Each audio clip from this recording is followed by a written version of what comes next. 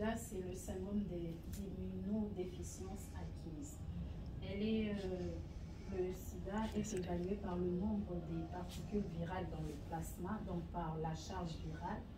Le mode de transmission, nous avons les relations sexuelles non protégées, les expositions à du sang infecté, de la mère à l'enfant pendant la grossesse et l'accouchement et aussi pendant l'allaitement. Et les manifestations cliniques, on a une phase asymptomatique qui peut durer jusqu'à environ 10 ans. Et aussi, on a une phase symptomatique. Dans la phase symptomatique, nous avons de la fièvre persistante, des sueurs nocturnes et fréquentes, des céphalées récurrentes, de la fatigue intense, une infection localisée, les lymphoadénopathies et une atteinte du système nerveux. Donc, dans le diagnostic, il y a une augmentation de la charge virale dans le plasma et une diminution des lymphocytes. Donc, on doit surveiller l'évolution, on doit surveiller fréquemment l'évolution de cette surcharge virale. Et puis, et là, comme réservoir, on trouve ce virus dans la salive, dans les spermes, dans le lait maternel, dans le sang, dans les sécrétions vaginales et aussi dans du liquide amniotique. Et comme traitement, il y a la prévention des infections opportunistes.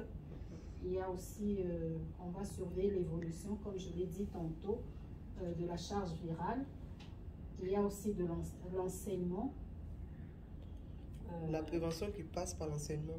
Ouais. Oui, et aussi le TAR qui est le traitement antirétroviral.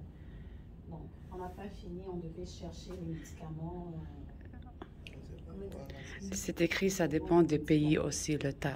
Donc, Chaque pays a son propre, si tu veux, TAR pour la médication. C'est ce que j'ai trouvé. Est-ce que vous avez des questions sur qu'est-ce qu'ils ont présenté ou c'est clair? Non, c'est clair. Fait que vous savez qu'est-ce qui reste à présenter, pas à présenter, mais à chercher. On était pas mal rendu au traitement. Fait que moi, ça me va. Et les traitements, c'est les complications de la maladie, les infections, tout ce qu'il y a, les complications.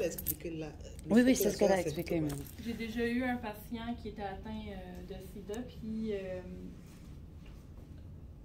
voyons, il avait fait un scan cérébral, puis son cerveau il était à moitié mort.